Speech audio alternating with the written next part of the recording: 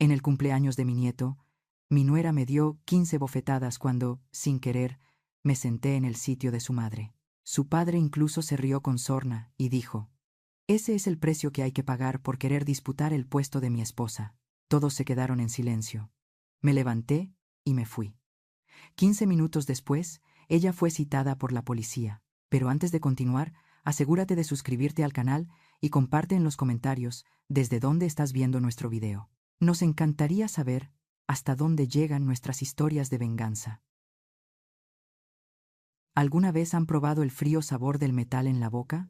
No ese sabor insípido de cuando te muerdes el labio sin querer, sino ese sabor afilado, astringente, que se extiende por toda la cavidad bucal cada vez que los dientes golpean con fuerza las encías. Eso es exactamente lo que estoy sintiendo ahora. La 15ª bofetada. Las conté. O, para ser más exactos, Camila las contó por mí con su voz temblorosa y un poco de pánico. Mi mejilla izquierda ardía, como si alguien acabara de aplicarle una plancha al rojo vivo a la piel arrugada de una anciana de 62 años. Un dolor punzante me recorrió desde la sien hasta el hueso de la mandíbula. Tenía los oídos taponados. Yacía allí, postrada en el suelo. El frío penetrante del suelo de baldosas se filtraba a través de mi vestido de algodón barato. A medio metro de mi mano estaban mis gafas de lectura. Eran las gafas que había usado durante los últimos 5 años para enhebrar agujas, para coser cada prenda para mis clientes y ganar dinero para que mis hijos pudieran estudiar. Ahora la montura estaba rota, doblada, y uno de los cristales, hecho añicos. Quería extender la mano para recogerlas, pero mis manos temblaban demasiado, ya no obedecían a mi cerebro. Levanté la vista, tratando de orientarme a través del ojo que aún no estaba hinchado. Camila estaba allí, erguida sobre mí como un espíritu vengativo. Mi nuera, la mujer que siempre aparecía impecable en las revistas sociales de la élite mexicana, ahora parecía patética de otra manera. Su pecho subía y bajaba violentamente. Su respiración era jadeante e irregular. Por supuesto, usar toda tu fuerza vital para abofetear a una anciana 15 veces seguidas también debe ser agotador, ¿verdad? Vi su mano derecha, la mano que solía cuidar meticulosamente con cremas caras, con las uñas pintadas de un brillante color rojo vino.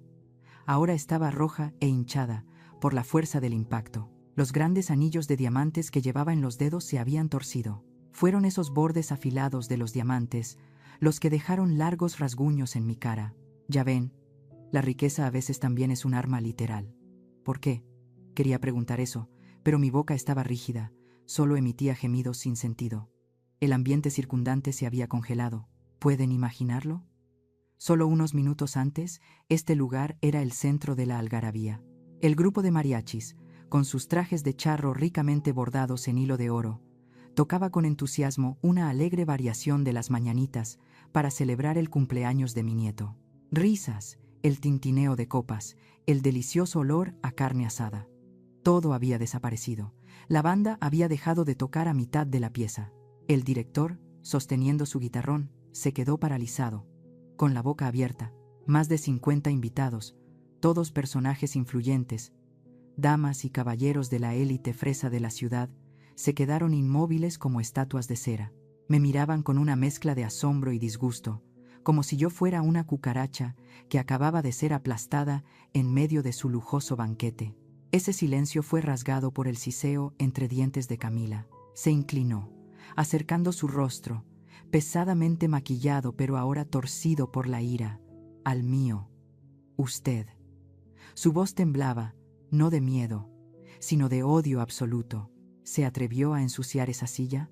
Señaló el sillón de terciopelo rojo, intrincadamente tallado, en la cabecera de la mesa, el sillón en el que yo, con mis viejas y doloridas articulaciones, fui lo suficientemente estúpida como para sentarme a descansar unos minutos antes. «Ese es el lugar sagrado de mi madre», gritó, su voz estridente resonando por todo el salón de banquetes, haciendo que unas palomas posadas en la cúpula salieran volando asustadas.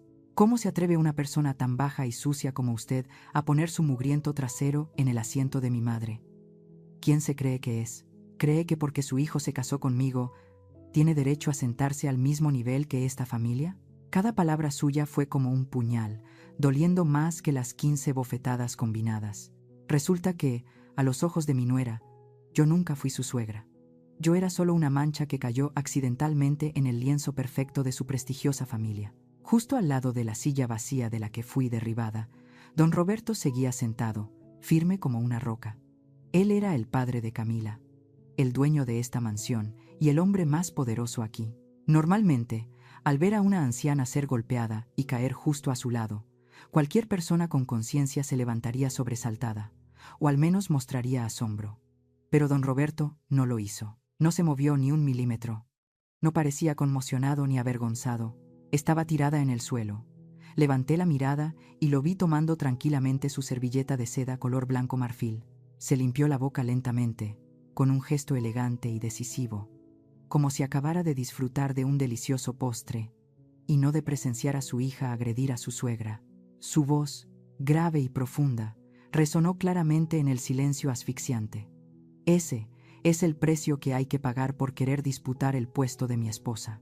Debería saber cuál es su lugar. Resulta que, a sus ojos, mi acto de sentarme accidentalmente en esa silla no fue un error de una anciana cansada, sino un acto de disputa de posición, una ofensa a su clase social. Consideró que la violencia que acababa de ocurrir era una lección merecida, una ley natural del fuerte que enseña al débil. Su crueldad me heló la sangre, pero la verdadera desesperación llegó solo cuando intenté buscar un apoyo. Soy madre. En mis momentos de mayor dolor y miedo, mi primer instinto fue buscar a mi hijo. Intenté levantar mi pesada cabeza, usando el ojo derecho, que aún no estaba hinchado, para buscar entre la multitud. ¿Dónde estaba Javier? ¿Dónde estaba mi hijo? Él era el único hombre de mi vida aquí, el niño por el que había pasado incontables noches cosiendo para criarlo y educarlo. Seguramente no dejaría que su madre yaciera aquí sufriendo tal humillación. Y entonces lo vi. Javier estaba parado a solo 3 metros de mí, cerca de la barra. Todavía sostenía una bandeja de hielo. Su camisa blanca impecable y su cabello cuidadosamente peinado lo hacían lucir elegante, pero también muy distante. El rostro de Javier estaba pálido, sin una gota de sangre. Me vio. Lo sé con certeza. Vio a su madre postrada en el suelo. Vio la desesperación en mis ojos suplicantes. Vi temblar las manos que sostenían la bandeja de hielo, los cubitos tintineando. Por un breve momento, vi que movía el pie un poco, como si fuera a correr hacia mí. Pero justo en ese instante, Camila se dio la vuelta bruscamente. Mi nuera miró a su marido con el ceño fruncido. Sus ojos eran afilados, llenos de amenaza y autoridad. No dijo ni una palabra, pero esa mirada fue suficiente para sofocar cualquier débil intento de resistencia de Javier. Javier se detuvo, miró a su esposa y luego me miró a mí.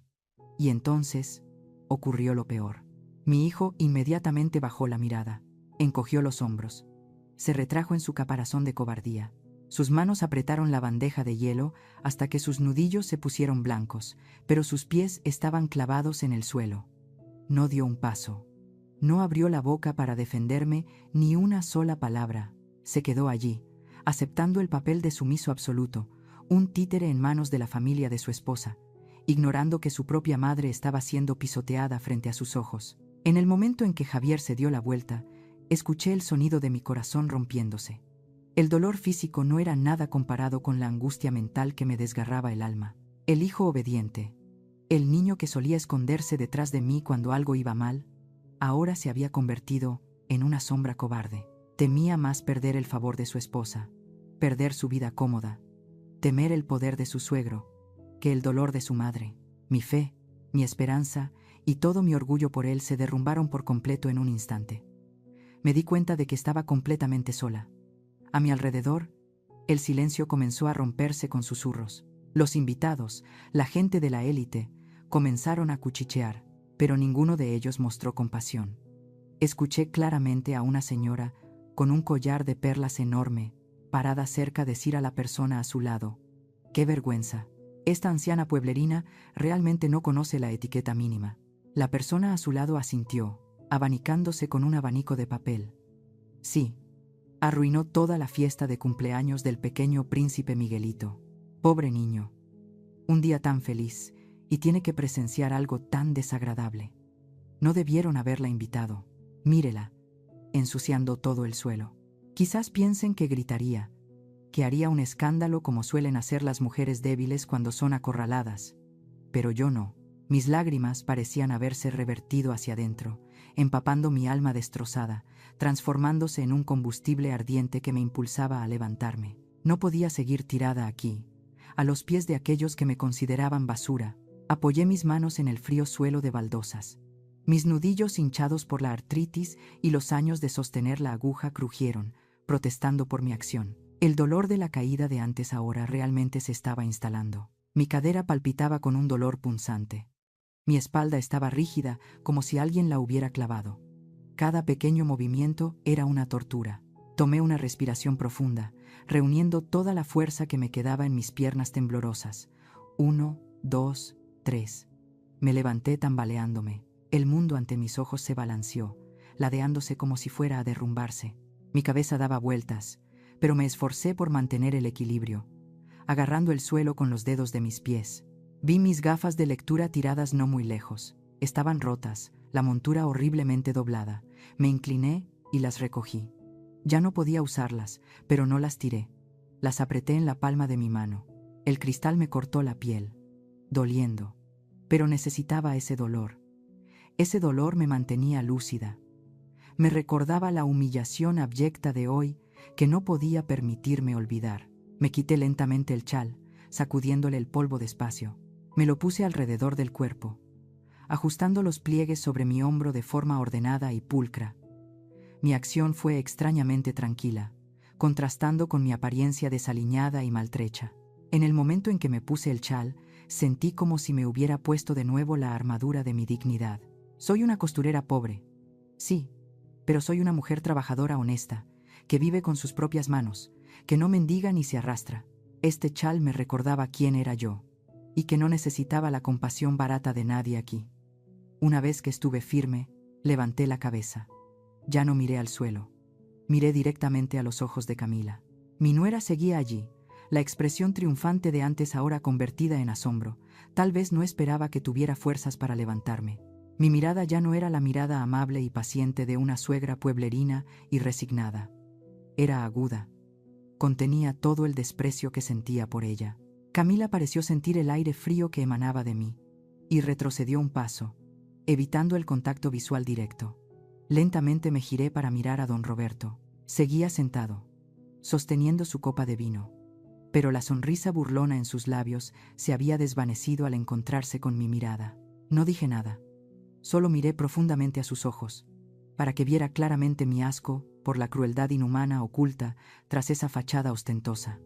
Finalmente, detuve mi mirada en Javier. Mi hijo seguía con la cabeza gacha, temblando.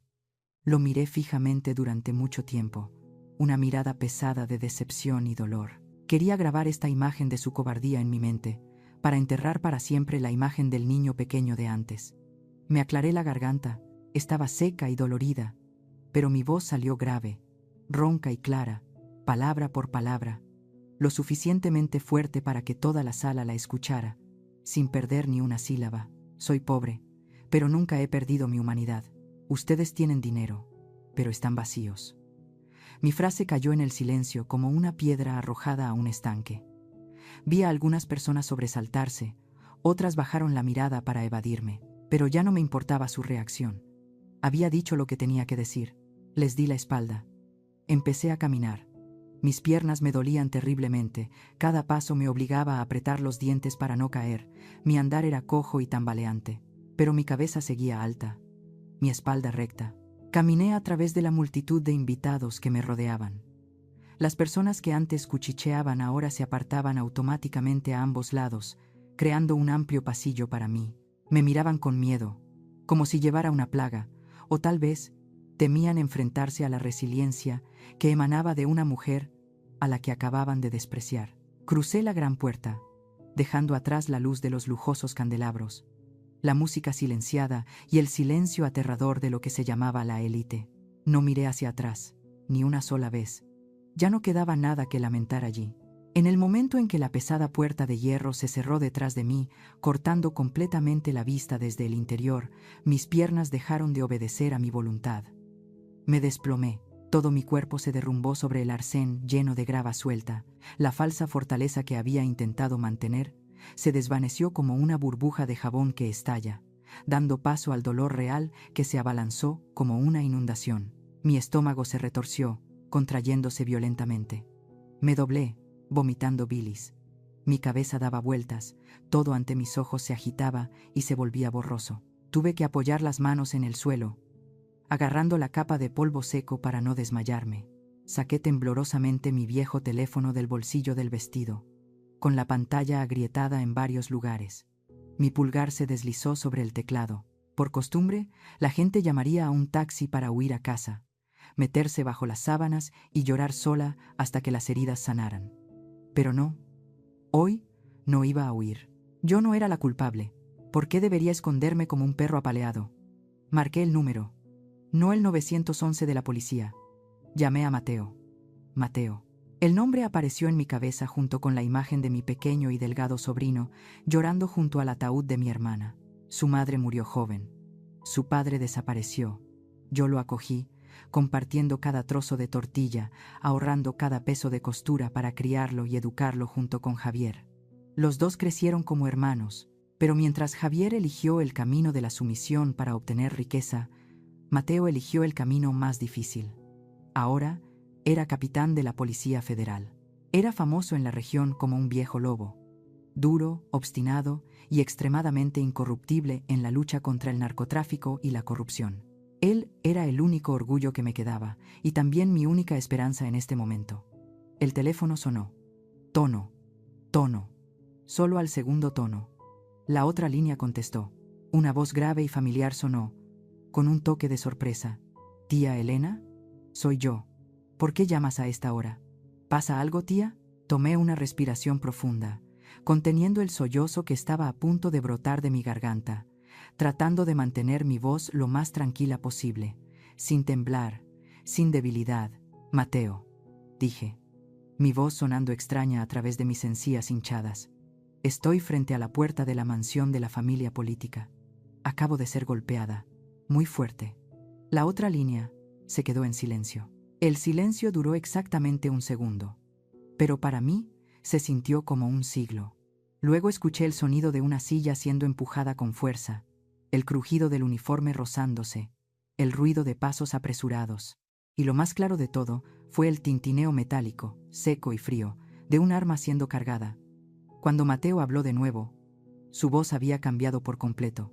Ya no era la voz del sobrino obediente, sino la voz de un comandante entrando en modo de combate, aguda, helada y llena de intención asesina. ¿Quién le hizo esto? ¿Llevan armas de fuego? Camila, respondí claramente. Cada pieza de información dada con la precisión de un informe de escena, porque sabía lo que Mateo necesitaba para actuar de inmediato. Me dio 15 bofetadas consecutivas en la cara, lesión grave de tejidos blandos, posible afectación del tímpano izquierdo. Hay cámaras de seguridad en la escena que grabaron todo el incidente. No me quejé, no lloré. Proporcioné pruebas y la gravedad de la situación. Sabía que Mateo entendía. Para alguien como él, la información sobre la cámara era la clave para una orden de arresto de emergencia que nadie podría intervenir. Tía Elena, resonó la voz de Mateo, esta vez más baja, poderosa, pero también con una tranquilidad absoluta. Quédese ahí. No cuelgue. Mantenga la conexión GPS. Llego enseguida. 15 minutos. Tono. Tono. Colgó. Bajé el teléfono, todavía sujetándolo firmemente. 15 minutos. Me senté abrazando mis rodillas en el arcén, apoyando la espalda contra la fría pared de piedra de la mansión. La tormenta estaba a punto de llegar, y esta vez barrería toda esta injusticia. Dentro de la mansión, el ambiente sofocante y tenso de antes se estaba disipando lentamente, como una niebla fina, dispersada por el sol de la tarde. El silencio había sido reemplazado por risas forzadas, el tintineo de copas que intentaban crear una alegría falsa. Ellos, la gente de la élite, estaban tratando de borrar mi imagen de sus mentes, volviendo a la fachada perfecta de una fiesta de cumpleaños. Camila se dejó caer en el mismo sillón de terciopelo rojo, la silla que, solo unos minutos antes, había usado como excusa para darme 15 bofetadas.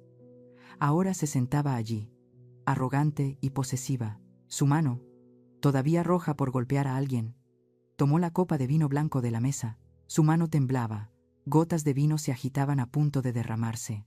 Se llevó la copa a la boca y bebió de golpe, sin saborear, solo tragando a borbotones como si bebiera un antídoto. Necesitaba el alcohol para calmarse, para reprimir el miedo vago que se colaba en su corazón, y también para alimentar la enfermiza sensación de regocijo por haber protegido su territorio. Los invitados comenzaron a rodearla, ofreciendo consuelo vacío para congraciarse con los anfitriones. Una señora gorda con la cara llena de maquillaje le dio palmaditas en el hombro a Camila. «Vamos, cariño, no te preocupes. Esa anciana es solo una parásita, una pueblerina. Ya sabe cuál es su lugar. No se atreverá a decir nada». «Sí», añadió un hombre barrigón. «Esa gente pobre solo sabe quejarse al principio.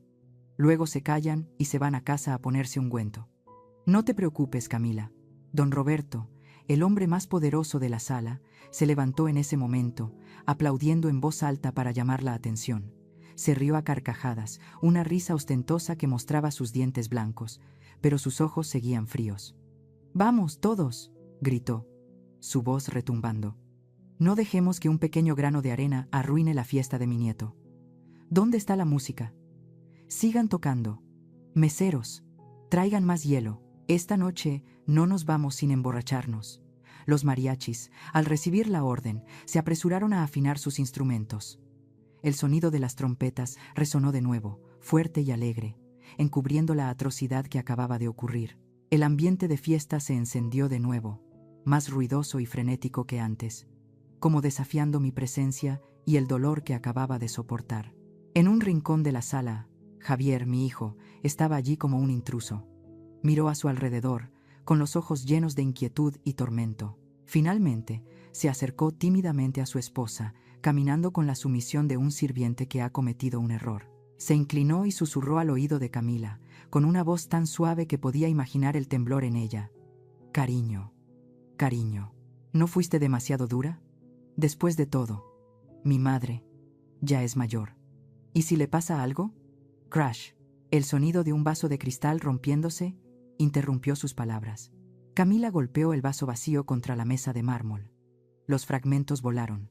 Se giró bruscamente, sus ojos inyectados en sangre, gritándole a su marido: «Cállate. Eres un hombre o un trapo de limpieza. Esa mujer insultó el alma de mi madre. Se atrevió a sentarse encima de esta casa. Si vuelves a abrir la boca para defenderla, lárgate. Vete con ella ahora mismo». Javier se sobresaltó. Retrocedió, su rostro blanco de miedo. Balbuceó intentando explicarse, pero antes de que pudiera decir algo, una mano pesada se posó en su hombro. Don Roberto estaba justo detrás de su yerno. Apretó el hombro de Javier, se inclinó y susurró con un tono condescendiente y amenazante, lo suficientemente alto para que toda la mesa lo escuchara. «Javier, hijo, debes recordar bien, ¿quién paga el coche de lujo que conduces?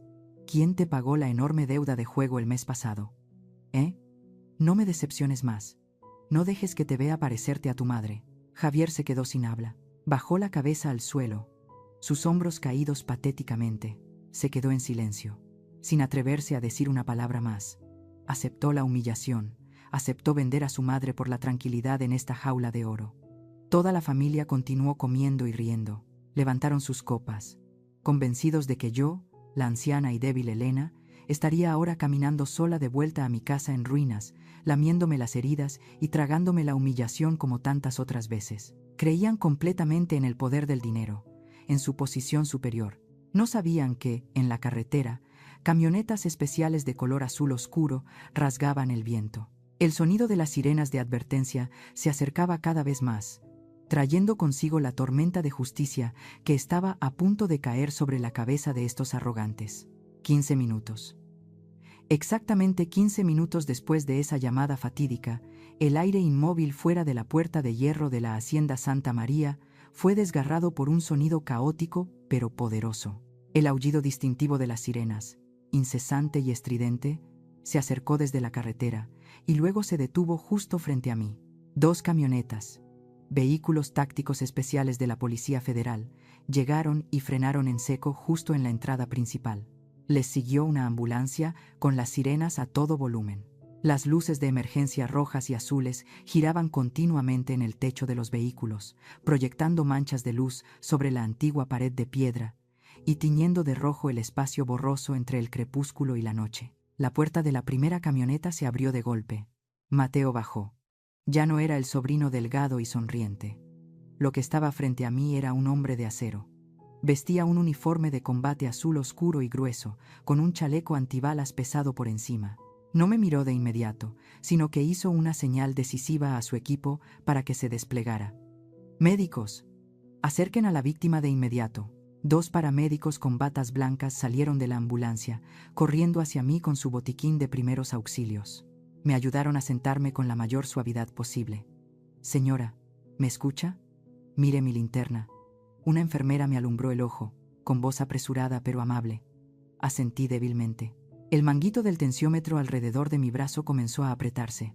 «Presión arterial 180/110. Muy alta. Preparen medicación para bajar la presión», gritó la enfermera a su colega. Laceraciones abiertas en el labio, hinchazón grave en la mejilla izquierda y la sien. Posible daño en el tímpano izquierdo. La paciente muestra signos de pérdida de audición en un oído. Mientras me daban primeros auxilios, Mateo se acercó a mí, se inclinó, mirando directamente el rostro desfigurado de su tía. Vi su mandíbula apretarse, hasta el punto de que se le marcaban las venas del cuello. Sus ojos ardían de ira, pero no dejó que la emoción lo dominara. Era un comandante. Respiró hondo. Asintió levemente hacia mí, su mirada queriendo decir: «Tranquila, tía. La justicia ha llegado. Cuídenla bien. Si hay alguna complicación, infórmenme de inmediato», ordenó al equipo médico, con voz helada. Luego se giró bruscamente, sacó su radio y gritó: «Equipo 1, derriben la puerta. Equipo 2, rodeen el edificio. No permitan que nadie abandone la escena». Detrás de ese grueso muro de piedra, la fiesta continuaba. Podía escuchar débilmente la música de mariachi tocando el alegre jarabe tapatío, el sonido de las trompetas mezclándose con los aplausos entusiastas de la multitud. Seguían bailando, seguían riendo a costa de mi dolor, pero entonces el aullido frenético de las sirenas de afuera ahogó todo. Las trompetas se apagaron. La música cesó. La pesada puerta de hierro se estremeció violentamente y se abrió de par en par. El anciano mayordomo de la familia de don Roberto, con el rostro sin una gota de sangre, corrió a toda prisa desde la entrada hasta el salón principal, jadeando, casi tropezando varias veces. «Señor, señor», gritó, su voz distorsionada por el miedo. «La policía. Ha llegado la policía. Muchos. Están derribando la puerta para entrar». Don Roberto, que estaba a punto de levantar su copa de vino para brindar, se detuvo a mitad del gesto, frunció el ceño, con su habitual expresión de molestia y arrogancia. Dejó caer la copa sobre la mesa con un golpe seco, derramando vino. «¿Qué diablos pasa?», gruñó, su voz llena de la autoridad de alguien acostumbrado a ser obedecido. «¿Estos molestos policías locales quieren pedir un soborno otra vez? ¿No les he pagado ya la protección mensual al jefe de policía del distrito? ¿Se atreven a causar problemas en mi casa?». Seguía convencido de que se trataba solo de un pequeño intento de extorsión por parte de unos policías de poca monta, a quienes podía ahuyentar fácilmente tirándoles dinero a la cara. No sabía que las personas que estaban afuera no pertenecían al mundo que él podía comprar. ¡Bang! La elaborada puerta de madera de roble, de más de 3 metros de altura, del salón de banquetes, fue empujada con fuerza desde el exterior.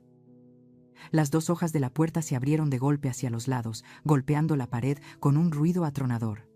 Mateo entró de pie y erguido. Detrás de él, 4 oficiales de las fuerzas especiales fuertemente armados, con subfusiles en el pecho y cascos antidisturbios que cubrían la mitad de sus rostros. El sonido de sus botas militares al golpear el suelo de baldosas resonó con fuerza, rítmicamente, creando un sonido aterrador que martilleaba la mente de todos.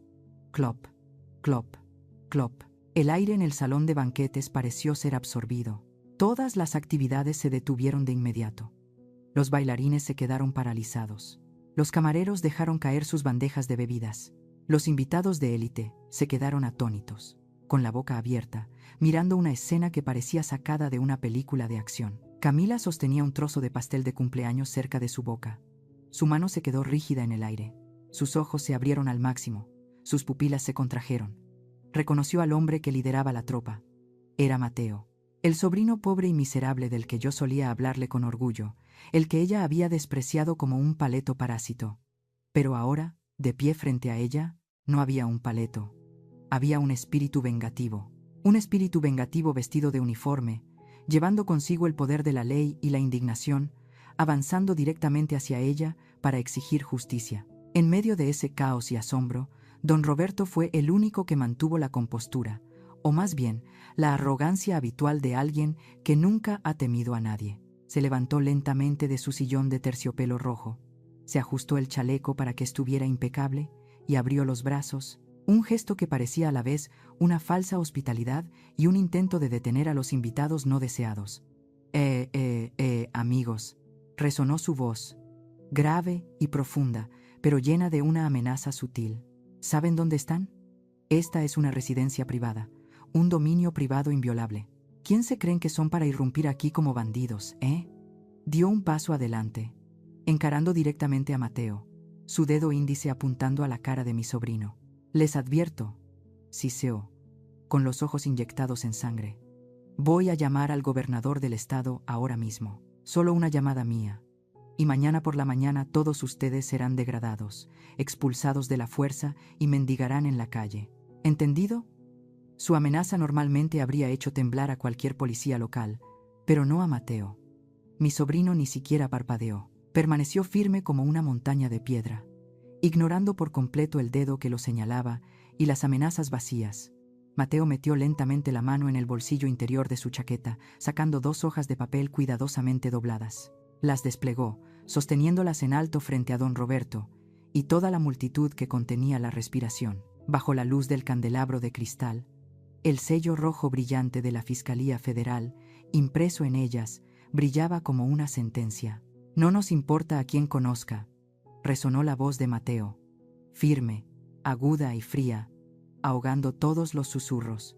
Esta es una orden de registro de emergencia y una orden de arresto temporal, aprobadas directamente por la Fiscalía debido a la naturaleza excepcionalmente grave del caso. Agresión organizada a personas mayores y causar lesiones graves. Paseó la mirada por la sala, deteniéndose en mi nuera, que estaba encogida. Hemos recibido un informe y pruebas iniciales que confirman que acaba de ocurrir un acto de violencia brutal en esta dirección. ¿Quién es Camila de la Vega?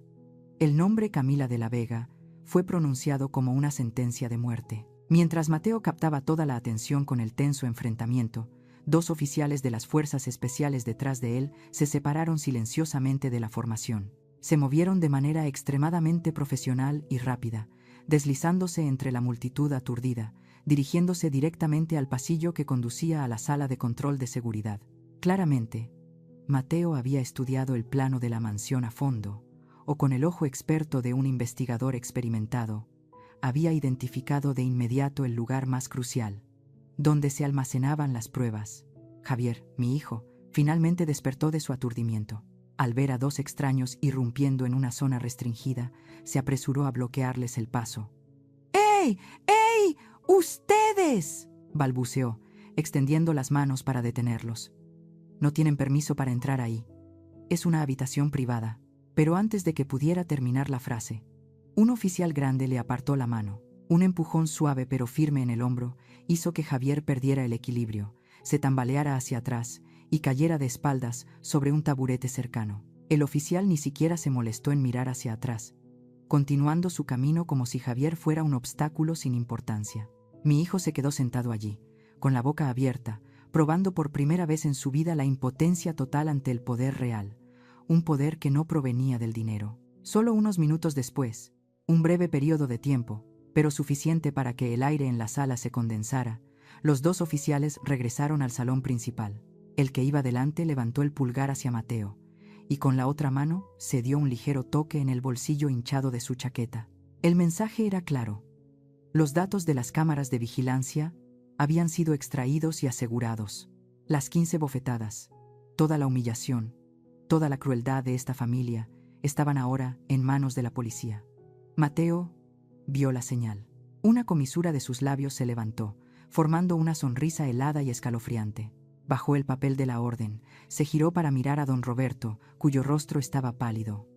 «Ya tenemos las pruebas», declaró, su voz como un clavo que se incrustaba en el espacio. «Procedan al arresto». Camila, en este punto, comenzó a mostrar miedo. El grueso maquillaje no podía ocultar el pánico extremo que se extendía por su rostro.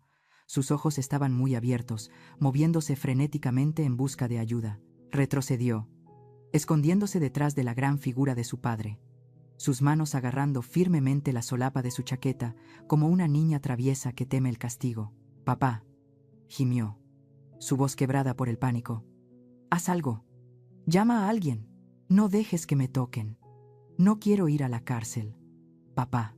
Pero don Roberto también estaba paralizado en ese momento, el sudor frío comenzando a brotar en su frente.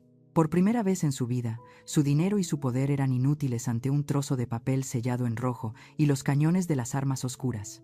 Mateo no les dio más oportunidades para el teatro familiar. Dio pasos largos y firmes, cruzando el espacio entre él y Camila. Se detuvo justo enfrente de mi nuera, alto e imponente. «Señora Camila de la Vega», resonó su voz, clara y sin concesiones. «Queda usted bajo arresto de emergencia por el delito de agresión intencional con lesiones graves. Tiene derecho a guardar silencio, pero cualquier acción o palabra suya a partir de este momento será utilizada como prueba en su contra en el tribunal. Procedan», ordenó Mateo concisamente. Inmediatamente, 2 agentes de policía uniformadas, con el pelo recogido, se adelantaron desde atrás. Se movieron de manera decisiva y profesional, sujetando firmemente los costados de Camila. Sin la menor delicadeza, una le agarró la muñeca izquierda y la otra la derecha, torciéndolas con fuerza detrás de su espalda. Camila gritó de dolor, un grito estridente que rasgó el silencio del salón de banquetes. Y justo después, un sonido seco y frío resonó, poniendo fin a todas sus ilusiones de poder. ¡Clic! El sonido de las esposas cerrándose en sus muñecas. La reina de la fiesta, la que acababa de repartir bofetadas sobre mi cabeza con altivez, ahora estaba esposada como una criminal peligrosa en medio de su propia casa. Camila comenzó a forcejear frenéticamente. Se retorcía como un animal atrapado, sus pies pataleando salvajemente, su cabeza sacudiéndose con fuerza, haciendo que su peinado elaborado y cuidadosamente arreglado se deshiciera, cayendo desordenadamente sobre su rostro torcido y cubierto de maquillaje corrido. Su costoso vestido de noche con abertura alta se había movido, revelando su cruda miseria. «¡Suéltenme!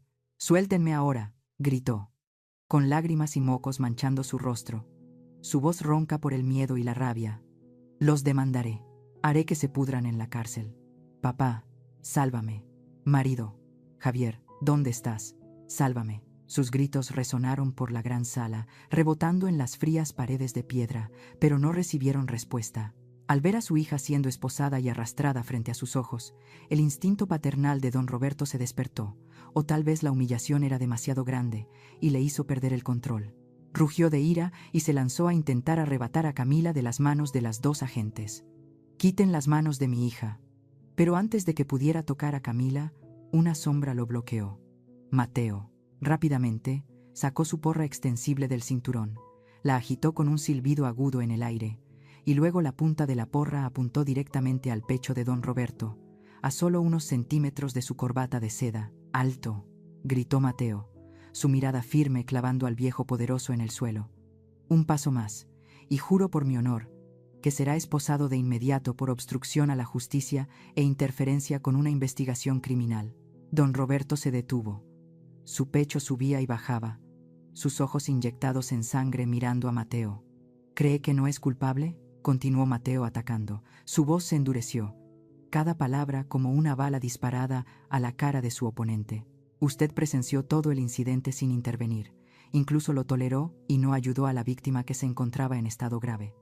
Usted también es cómplice. No me obligue a leer su orden de arresto aquí mismo, frente a todos sus socios de negocios y amigos de la élite».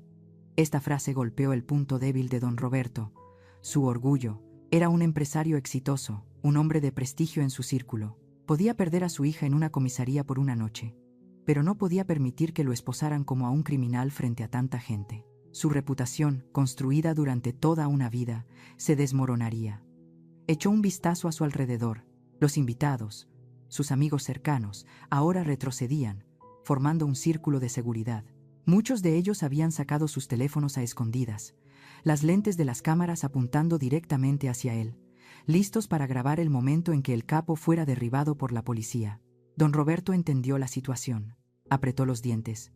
Sus manos se cerraron en puños temblorosos a sus costados, pero dio un paso hacia atrás. Aceptó la derrota. Se quedó allí, impotente, viendo a su querida hija gritar y ser arrastrada a rastras hacia la puerta. Las dos agentes escoltaron a Camila por el pasillo central del salón de banquetes, el mismo camino por donde antes caminaba como una reina orgullosa. Ahora era una prisionera. Los invitados se apartaron a ambos lados como si evitaran la peste. Sus miradas no eran de admiración o adulación como al principio de la fiesta, sino de curiosidad, escrutinio y miedo. La miraban como si vieran a un monstruo que acababa de revelar su verdadera forma. «¡Mamá! ¡Mamá!». El grito agudo de un niño resonó. «Miguelito, mi pobre nieto». El niño de 5 años estaba en un rincón de la sala, presenciando cómo su madre, despeinada, esposada, gritaba. Estaba aterrorizado, con lágrimas en los ojos, a punto de correr hacia su madre. Pero la niñera rápidamente lo levantó en brazos, le tapó los ojos y se apresuró a entrar por una puerta lateral que conducía a la cocina. Mateo observó la escena, su rostro sin expresión. La misión estaba cumplida. Antes de irse se giró, buscando entre la multitud. Su mirada se detuvo en Javier. Mi hijo seguía sentado en el taburete, encogido, temblando, sin atreverse a mirar a nadie. Mateo miró a Javier durante mucho tiempo, una mirada que contenía un desprecio extremo mezclado con una amarga decepción. Habló, con una voz baja pero lo suficientemente clara para que Javier lo escuchara. «Eres una vergüenza para la familia». Dicho esto, Mateo dio media vuelta. Salió por la puerta, dejando atrás los restos de una familia ostentosa pero podrida. La caravana de coches de policía se alejó con las sirenas a todo volumen, dejando atrás una nube de polvo y la atmósfera desoladora de una fiesta terminada. Las luces rojas y azules parpadearon por última vez y desaparecieron detrás de los olivos en la distancia. Solo entonces Javier reaccionó. Se levantó torpemente, corrió tambaleándose hacia la puerta, con las manos levantadas en vano. «Esperen, Camila, cariño». Pero todo lo que recibió fue el silbido del viento y la oscuridad de la noche que caía. Se quedó paralizado en la puerta, jadeando, el sudor empapando su costosa camisa. La impotencia lo invadió. Su esposa arrestada, su familia destrozada, su honor pisoteado. Al volver a entrar en la casa, Javier se enfrentó a la siguiente pesadilla. Don Roberto estaba de pie en medio del salón de banquetes, rodeado de invitados que se marchaban apresuradamente, todos tratando de evitar el contacto visual con el anfitrión. Estaba allí, con el rostro enrojecido, las manos cerradas en puños, temblando por una ira que no tenía dónde descargar. Javier se acercó tímidamente, tratando de disculparse o preguntar qué hacer a continuación. «Papá». «Sas». Un sonido seco resonó, no menos fuerte que la bofetada que su hija me había dado antes. Don Roberto agitó su mano, dando una bofetada atronadora en la cara de Javier. Esta vez era el suegro abofeteando al yerno. Una simetría irónica y amarga para esta familia. Javier se tambaleó. Se llevó la mano a la mejilla y cayó de rodillas al suelo. Levantó la vista hacia su suegro con una incredulidad extrema. Don Roberto le señaló con el dedo, gritando, la saliva volando. «Inútil, parásito, ¿por qué no detuviste a tu estúpida madre? ¿Por qué dejaste que esa vieja llamara a la policía? ¿Qué demonios estabas haciendo ahí parado, cobarde? Dejaste que toda esta casa fuera avergonzada y humillada así». «Yo no sabía», balbuceó Javier, las lágrimas comenzando a caer. «Cállate», lo interrumpió, su voz fría como el hielo. «¿Para qué te he mantenido todo este tiempo? Lárgate, desaparece de mi vista, vete de mi casa ahora mismo. No quiero volver a ver tu cara aquí». «Pero esta es mi casa», protestó Javier débilmente. «¿Tu casa?», se burló don Roberto. «Mira a ver si tu nombre aparece en los papeles. Todo es de mi hija, el coche, la cuenta bancaria, la ropa que llevas. Todo es mi dinero. Seguridad. Saquen a este hombre a la calle». Inmediatamente, 2 guardaespaldas corpulentos se abalanzaron, agarrando a Javier por los brazos y arrastrándolo a rastras hacia la puerta como si fuera un saco de basura. Lo arrojaron a la calle oscura, cerrando de golpe la puerta de hierro. Javier se levantó torpemente, palpándose el cuerpo. Sin cartera, sin teléfono, sin llaves del coche, todo se había quedado dentro de la casa. Se quedó solo en la fría noche de las afueras de Guadalajara. Estaba desierto, solo se oía el chirrido de los grillos. Empezó a caminar, sus zapatos de cuero brillante arrastrándose sobre el asfalto áspero. Caminaba sin rumbo, con la mente vacía. En una sola noche, lo perdió todo. Madre, esposa, hijo, casa, dinero y el último vestigio de dignidad. Había elegido vender su alma al diablo a cambio de riqueza. Y ahora, el diablo lo había escupido como un chicle sin sabor. En el Hospital General de la ciudad, el aire olía fuertemente a desinfectante, y el silencio era blanco. Estaba acostada en la cama, mirando fijamente al techo. Tenía la mitad de la cabeza vendada. Los analgésicos adormecían mi cuerpo, pero no podían calmar el dolor en mi corazón. Mateo estaba sentado junto a la cama, sus manos ásperas agarraban firmemente mi mano envejecida. No dijo mucho. Solo me transmitía calor en silencio. La puerta de la habitación se abrió. Un médico entró, sosteniendo mi historial médico. Me miró con lástima. Luego se volvió para hablar con Mateo, con un tono profesional pero serio. El resultado del examen de lesiones ya está listo, dijo el médico, pasando las páginas. La paciente tiene el tímpano izquierdo roto. La probabilidad de recuperación total de la audición es muy baja. Lesiones graves de tejidos blandos en la cara y el cuello, con múltiples cortes profundos causados por un objeto afilado. La presión arterial subió drásticamente, con un riesgo muy alto de accidente cerebrovascular. El porcentaje total de discapacidad permanente es del 18%. Con este nivel y la naturaleza de la agresión a una persona mayor, la agencia de investigación tiene base suficiente para iniciar un caso criminal por lesiones corporales intencionales sin necesidad de una solicitud de la víctima. Es decir, incluso si ella retirara la denuncia, la acusada tendría que ir a juicio. Mateo asintió. Su rostro se endureció. Gracias, doctor. Por favor, registre todo en el informe con detalle. Apenas el médico se fue, hubo un alboroto en el pasillo. Escuché llantos suplicantes, el sonido de pasos corriendo. Entonces Javier apareció en la puerta de la habitación. Se veía más miserable que nunca. Su camisa estaba rasgada en el hombro, cojeaba porque le faltaba un zapato, y su rostro estaba magullado por la bofetada de su suegro. Me vio acostada en la cama, cubierta de vendas blancas, y rompió a llorar desconsoladamente. Corrió a la habitación, cayendo de rodillas justo frente a la cama. Se arrastró sobre sus rodillas en el frío suelo, juntando las manos para rogarme como si me rezara. «Madre, madre, por favor», gritó, con lágrimas y mocos manchando su rostro. «Madre, perdóname. Madre, por favor, retira la denuncia. Camila está detenida, tiene mucho miedo. Mi suegro me echó a la calle. Si no retiras la denuncia, irá a la cárcel. Nuestra familia se destrozará.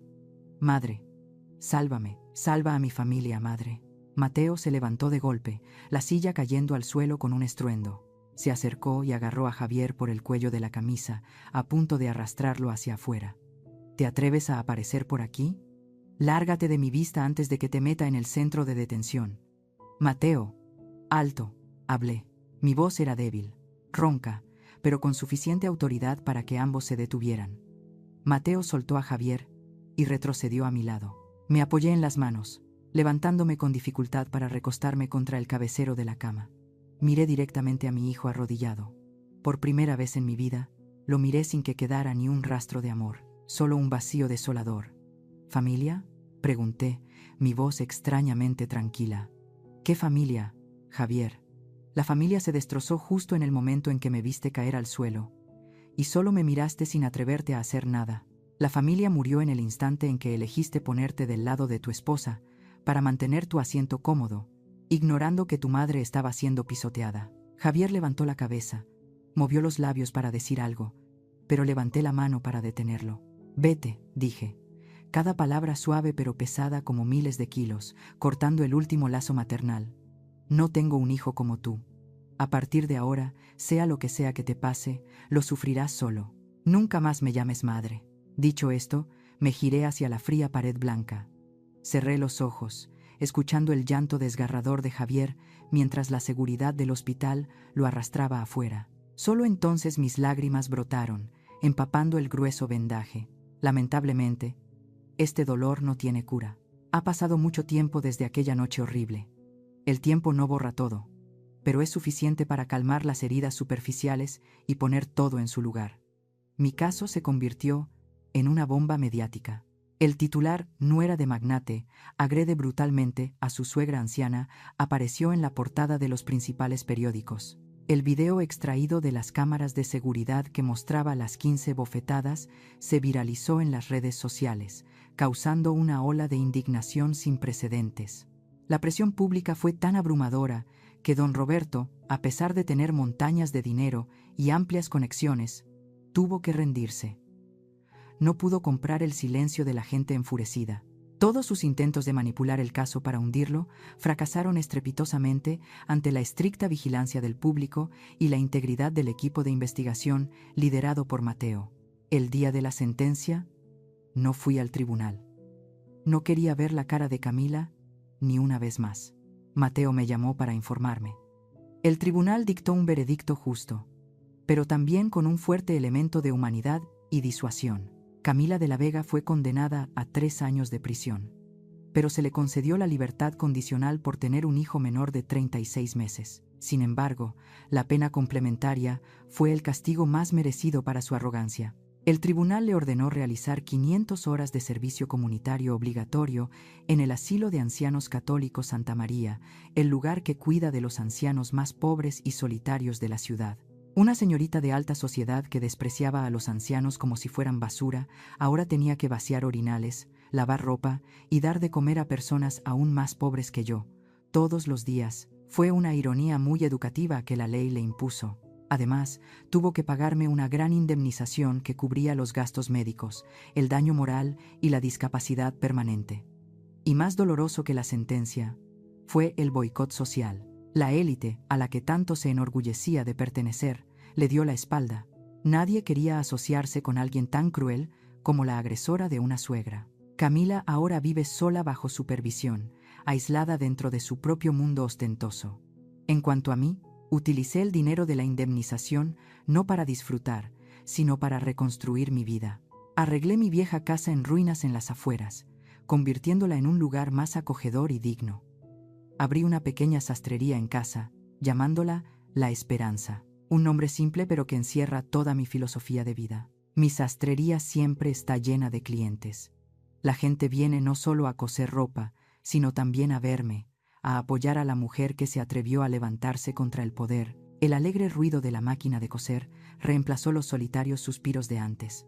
Estoy ocupada de la mañana a la noche, y esa ocupación me ayuda a recuperar la alegría de vivir. ¿Y Javier? Él y Camila se divorciaron justo después de que terminara el caso. Expulsado de la casa de su esposa sin nada, llevando consigo la vergüenza de ser un cobarde, tuvo que empezar de cero. Escuché a conocidos decir que ahora trabaja como mozo de almacén en el mercado central de abastos. Todos los días. Tiene que levantarse a las 3 de la mañana, cargar pesadas cajas de verduras para ganarse unos pocos pesos. Ha perdido 10 kilos. Su piel está morena por el sol y el viento. Sus manos de niño rico de antes ahora están callosas y llenas de rasguños. De vez en cuando, pido a alguien que lo observe de lejos en el mercado. Trabaja a oscuras, el sudor empapa su camisa, se sienta a comer rápidamente un pan seco en el arcén. El corazón de una madre siempre duele al ver a su hijo sufrir, pero aún no le he permitido regresar.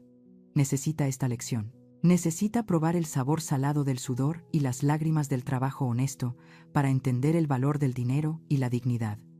Solo cuando realmente madure, cuando realmente sepa valerse por sí mismo y no depender de la falda de una mujer, entonces la puerta de mi casa se abrirá para recibirlo.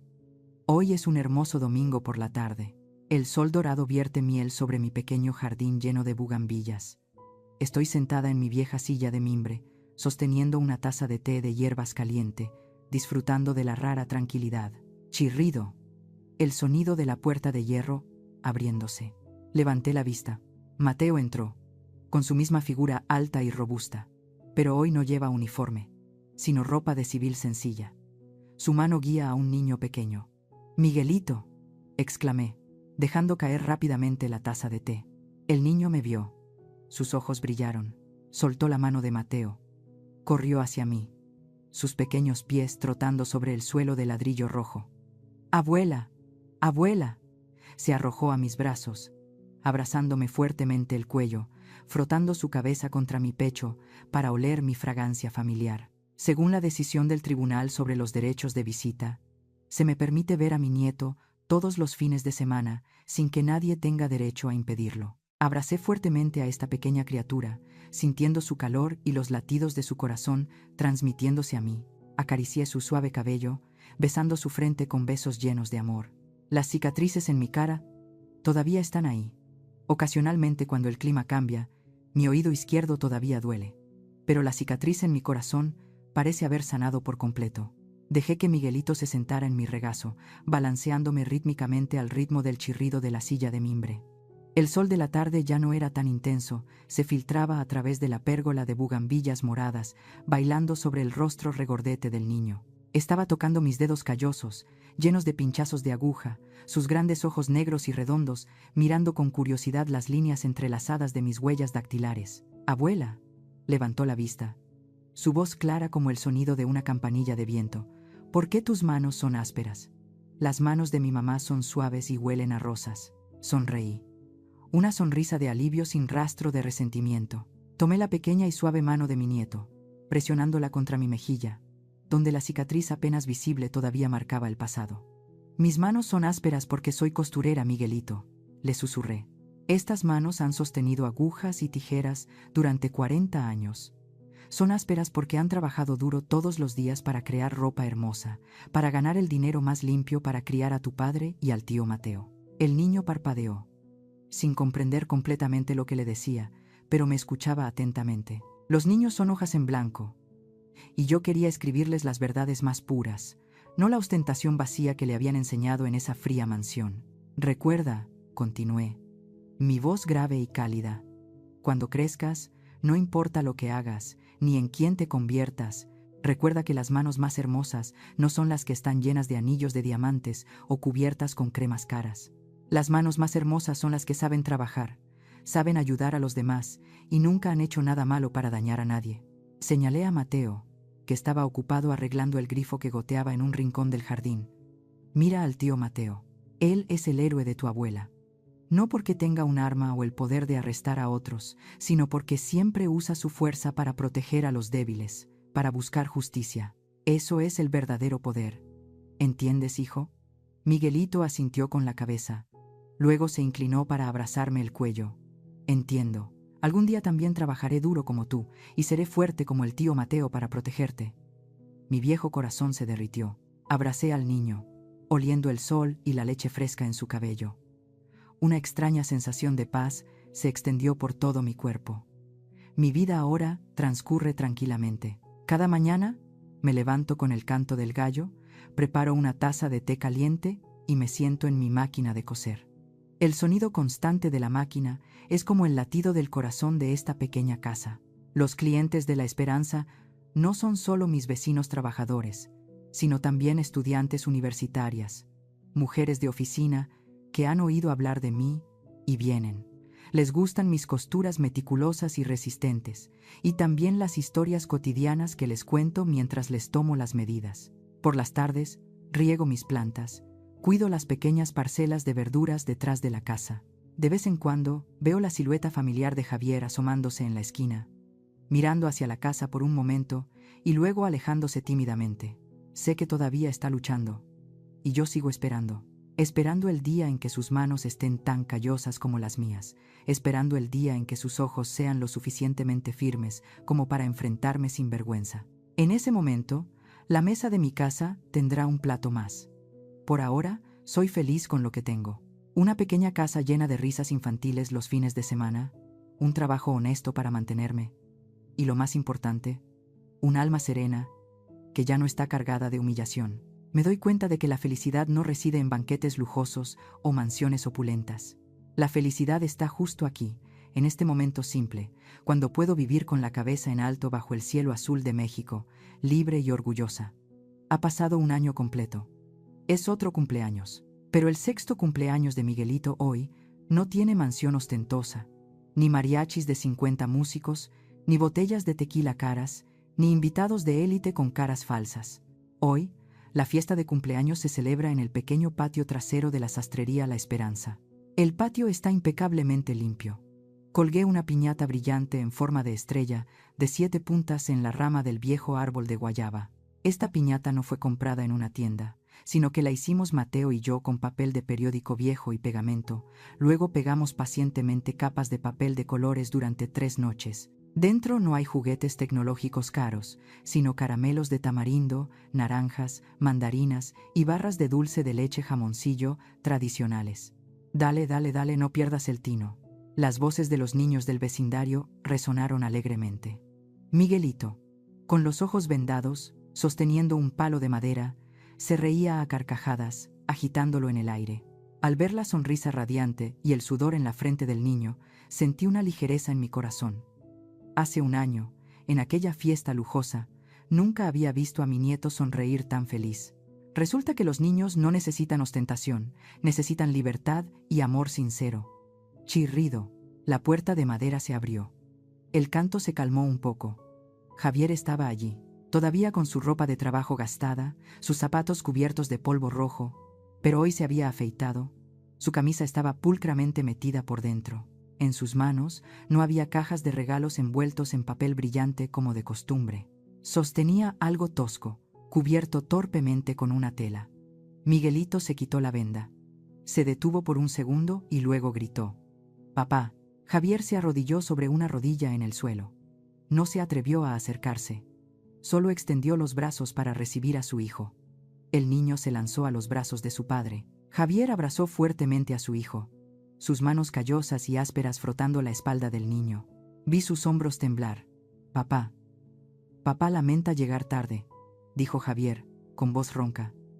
«Hoy el jefe me hizo hacer horas extras descargando el nuevo lote de aguacates. Yo no tengo dinero para comprarte un robot transformable». Lentamente, quitó la tela que cubría lo que sostenía. Era un camión de juguete hecho de madera. Los tallados eran un poco toscos, las ruedas no eran perfectamente redondas como las de plástico del supermercado, pero estaba pulido, olía a madera natural y a barniz barato. «Lo hice yo mismo», susurró Javier, mirándome como esperando un juicio. «Conseguí algunos restos de madera en el mercado, aprovechando la hora del almuerzo para tallarlo durante todo un mes. No es muy bonito». Miguelito tomó el camión de madera. Giró las ruedas, sus ojos brillando. «Rueda, abuela. El camión que hizo papá es genial». El niño abrazó el camión contra su pecho como un tesoro, gritando a sus amigos: «Lo hizo mi papá. Nadie más tiene uno». Me quedé apoyada en el marco de la puerta, viendo la escena con los ojos llorosos. Hace un año, Javier le regaló a su hijo la última tableta. Pero Miguelito solo jugó 10 minutos y la tiró. Hoy, el regalo eran unos restos de madera ensamblados, pero contenía todo el sudor y el arrepentimiento de un padre que está aprendiendo a ser un hombre decente. El valor de un regalo nunca reside en su etiqueta de precio, sino en el corazón de quien lo da. Me acerqué, poniendo mi mano en el hombro de Javier. Se sobresaltó, levantando la vista para mirarme. «Entra, hijo», dije suavemente. «Corta el pastel para tu hijo». Las manos sucias por el trabajo se lavan, pero un alma limpia es digna de aprecio con lo que sea que sostenga. Javier se levantó, las lágrimas rodando por sus mejillas, mezclándose con el polvo de la carretera. Asintió con la cabeza, entrando en el círculo de los niños. «Papá, levántame para romper la piñata», gritó Miguelito. Javier levantó a su hijo sobre sus hombros. El niño agitó el palo. Pop, la piñata se rompió. Una lluvia de dulces cayó ruidosamente. Los niños gritaron y se lanzaron a recoger los dulces.